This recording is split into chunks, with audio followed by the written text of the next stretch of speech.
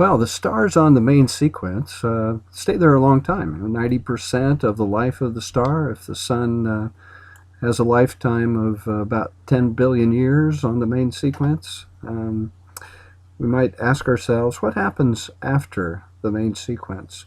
On the main sequence, the star is converting hydrogen to helium in the core, deep in the core of the star. So that fuel has a limited supply. So we might observe on the HR diagram that there are stars that have different conditions than the stars on the main sequence. There are stars of the same temperature, but they have a much higher luminosity because their size is much bigger than the stars on the main sequence. So how can they still be shining if they've used up their hydrogen in the core, or the much of the hydrogen in the core? How are they still shining? And what's their future? So this video is going to answer some of that questions. This video will just take us from the main sequence up to the red giant phase, and then there'll be another video for red giant and some of the details that happen after. So our lifetime of a star, basic outline, we've talked about how the giant gas cloud, the molecular cloud, is cold, gravity wins, collapses down to a protostar. The temperature inside that protostar reaches the point where hydrogen can fuse to helium. Then we're on the main sequence. Now we're going to discuss after the main sequence and focus a lot on the stage called the red giant stage. Red, the star's surface temperature is low because the gas has expanded. The outer atmosphere of the star has expanded and cooled off, so the temperature is low. We're in the K&M type category for spectral class for many of these red giants. Giant, it's big star. So that's where we're headed in this video. Other videos, we'll talk about how the star ultimately dies and what remnant the star would leave behind. So we get down to the main sequence. When this gas cloud collapses down and forms many, many stars from the cloud material, these stars have conditions that put them on what's called the zero-age main sequence, the ZAMS, zero-age main sequence. The star has reached the temperature where hydrogen is fusing to helium, and in various textbooks or internet sites, you'll read the term the star is burning hydrogen. That's just, I guess, kind of a fun little term that astronomers use. Everyone knows it's not actually chemically burning hydrogen, combining with oxygen. This burning is a shortcut for nuclear fusion. So in the core, we just start to have nuclear fusion of hydrogen and converting that to helium. So that's going to continue for much of the lifetime of the star. This core material is being changed.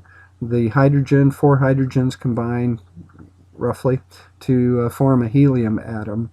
So what happens in that process as the hydrogen is converted to helium? Well, these 4 hydrogens become 1 helium. So where we had 4 particles colliding and creating pressure in the core, now we only have 1 particle bouncing off of other particles. So the pressure decreases. In addition, because the hydrogen is being used up, there are fewer fusion reactions occurring in the core. So there are fewer particles to bounce around and create pressure. There's less fusion going on, so the energy generated by the core actually decreases.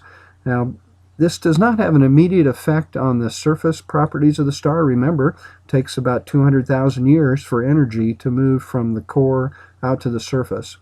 So in the core, just focusing on the core, we're not talking about the surface layers, but at the core, the overlying weight of material is going to win. It's remaining a strong force towards the center. Our pressure is decreased in the core, so there's less force going outward. Gravity wins and the core shrinks down. This helium core is getting smaller and smaller. The temperature is increasing, but we're not yet to the point where the helium can fuse and form carbon. So why is it that it takes a higher temperature for fusion of helium compared to the temperature required for fusion of hydrogen? Hydrogen basically is just the proton. For the most common isotope of hydrogen, the proton's in the nucleus. For helium, we have 2 protons and 2 neutrons in the nucleus. But why would it require higher temperature for the helium nuclei to merge together, to fuse? And you should be thinking about the electrical repelling force. If 2 hydrogens are approaching each other, the 2 protons, so they have 1 unit of charge on each object. If the 2 heliums are approaching each other, there's a double charge on each object, 2 protons on each object. The neutron has no charge. But there's more electrical repelling force, so we need more speed, we need more temperature for fusion of helium, and that does not occur right away. So the core temperature is increasing, but we don't have enough pressure yet to balance the overlying weight of material. The core is shrinking. So this leads us to a situation where as the core shrinks down, there's hydrogen that's not been used outside of the core. And this hydrogen now is moving down into the core area where the core used to be. It's following the collapse of the core. And it's not a sudden collapse, but it's following the shrinking of the core. And the hydrogen finds itself in a place where it has the temperature for fusion to occur, and the density is high, so we get a good rate of fusion. So on the main sequence, we have the core where hydrogens convert to helium. There's a tremendous amount of hydrogen outside the core that was not involved in the fusion. If you remember, for stars like the Sun, there's just a little bit of convection at the outer layers of the star. Convection does not mix the whole volume of the star.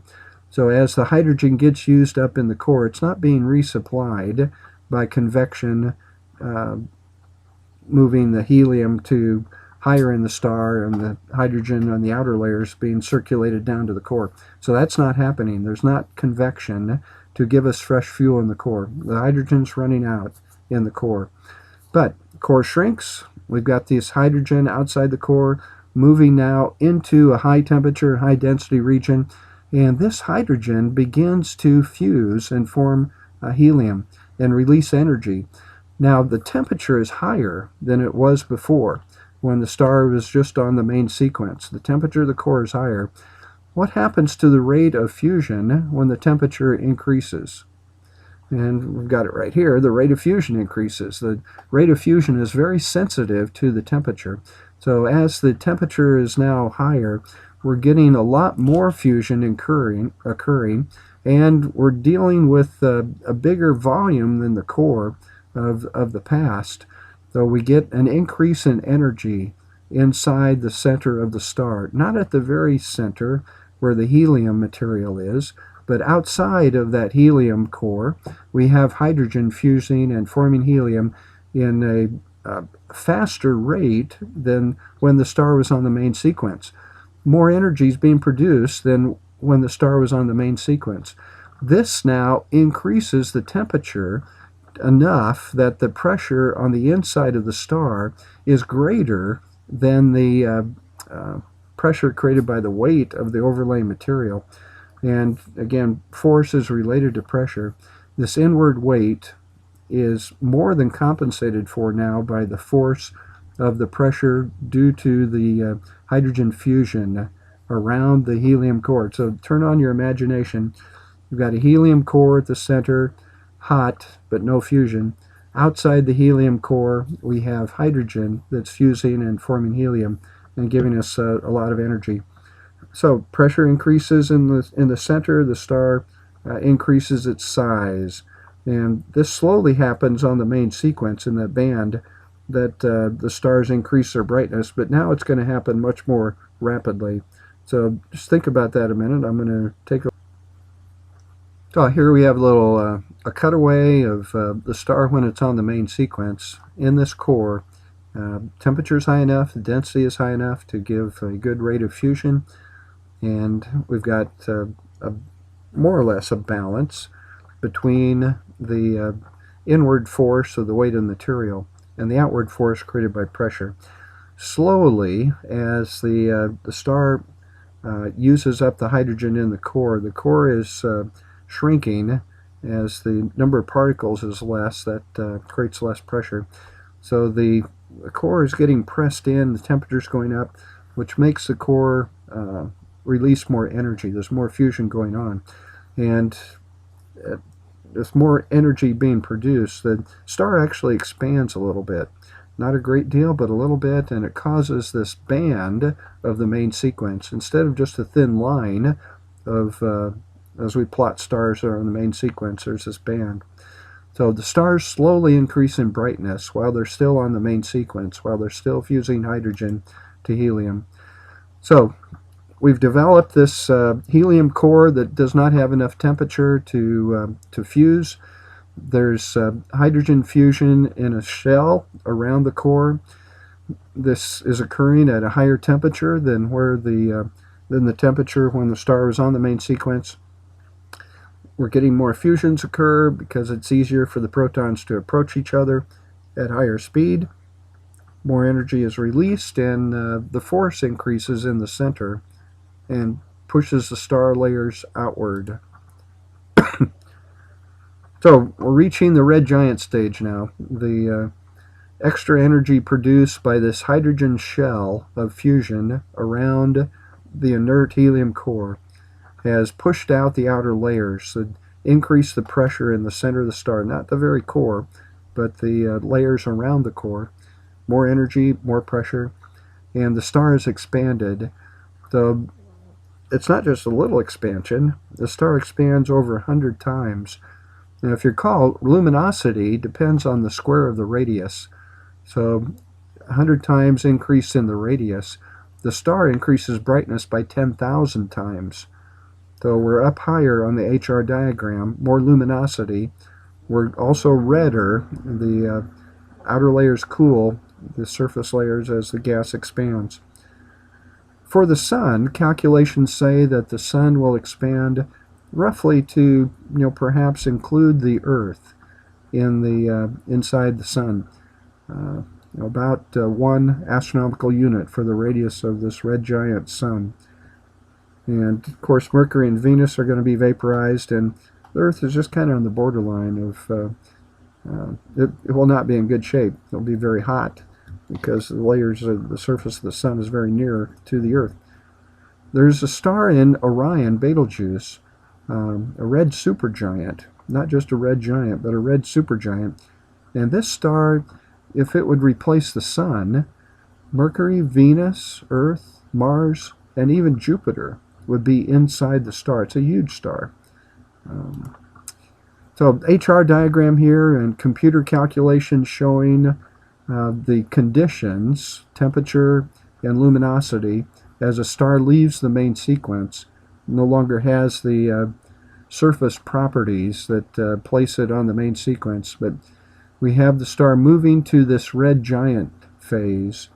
And then in the next video, we're going to talk about what's happening on the rest of the diagram. But so far, what we've just brought us to is this region here, red giant, and the star has a helium core that's inert, hydrogen fusion occurring in a shell around that helium core. If the helium core is getting hotter and hotter, you might guess what's going to happen. But that'll be in the next video. So a little graphic here of the sun today, and the sun is a red giant star. This is an actual photograph of Betelgeuse, a red supergiant, and you can't really see any details in this, but telescopes are getting better and better at resolving stellar disks of the red supergiants. So this photograph's a few years old. Another few years, perhaps we'll get more details in seeing star spots on these red supergiant stars.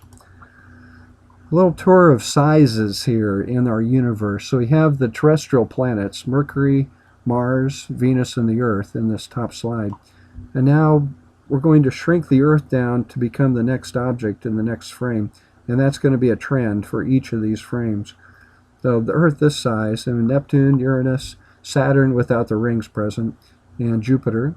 So our planets, now we shrink Jupiter down over to here, and here's our sun. Here's our sun. And here's the brightest star in the sky, Sirius, larger than the sun and hotter. So its luminosity is greater, has a bigger radius and a bigger temperature. The brightest star in the sky, we can shrink Sirius down.